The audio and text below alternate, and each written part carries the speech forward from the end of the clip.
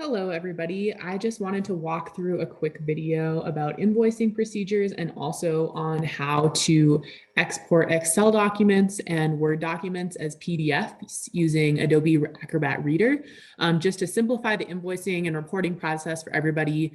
If you want to use those tools, everything is free. Adobe Acrobat Reader is free and you can sign right in the document there. So if you want to use this, it might simplify your process a little bit. It'll take away the steps of printing and scanning and signing and then rescanning and everything like that. I just wanted to show everybody how this worked in case you wanted to use it. As you can see, I have up a template invoice here. So this is the same as the template that you would get from me at the end of each month. I'm just going to go over the things that you should check over on your invoice and then the process of downloading it to a PDF and signing it. So this is the first thing. Your name and address should be at the top of your invoice, and I'll have pre-filled these. But if you just want to check them over to make sure that they match the W-9 that you submitted to CHI, that way we can make sure that your check is going to the right place. You'll also want to check this invoicing period section. If you're invoicing for 1 month, the beginning of the period should be at the beginning of the month and the end of the period should be at the end of the month. But if it's the first invoice you're submitting, this might be for multiple months. Our project started on the 18th of October.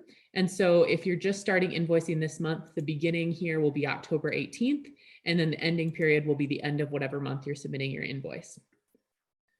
And then the next thing you want to check is this column. This column is the amount that you're going to be paid this period. So if you're invoicing for 1 month, you should just have money in one box here. If you're invoicing for multiple months, you should have money in each of these boxes. And you'll want to check that the total at the bottom of this invoice reflects the amount of months that you're being paid for. And that's really important because this box is the amount of money that CHI is going to write your check for. So you really want to make sure that that box is accurate.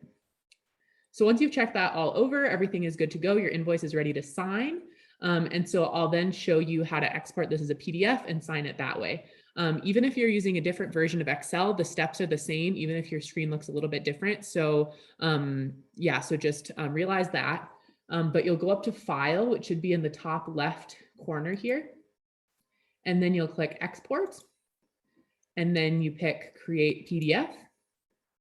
It'll probably give you a place that you want to save your PDF. This is an old version that I was using before, so I'm just going to copy over that, but you can pick wherever you want to save it. And I do want to replace it. Okay. Oh gosh. Okay. Oh, just a second.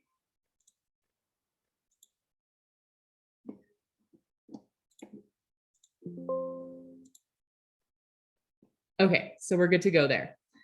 So then it's going to pull up probably your PDF in Adobe already. If it doesn't pull up your PDF in Adobe, you can just go to the folder where you have it saved and click on the document. This is it right here. And you can right click on it and choose the program that you want to open it with and then pick Adobe Acrobat.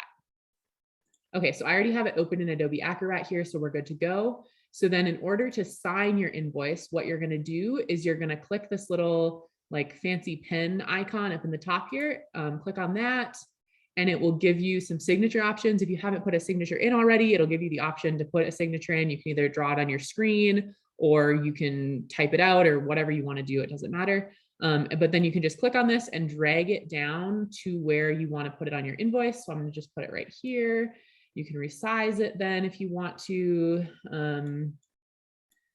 And then you'll also want to add the date. So you can click on this little text box icon in the top here and then type it right in here. Today is the 26th. Nice. Okay, so then it's all done, ready to go. You can save it right using that little save box up in the top corner. I am just gonna, again, save over the document that I created before since I don't need the unsigned version of the invoice anymore. Okay, so then it's ready to go. You can then attach that file to an email, whatever you want to do with it. You can see if we go to the folder here and look at the little preview for the invoice, you can see that it is now signed. It has my signature on it down there.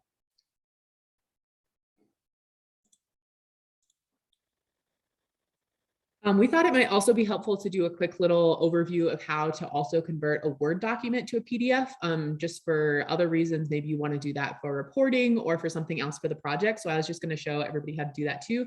It's pretty much the same as Excel, but I'll just kind of go over that a little bit. So you have a document up here. This is just a random example document. The same as the Excel, you're going to go to File.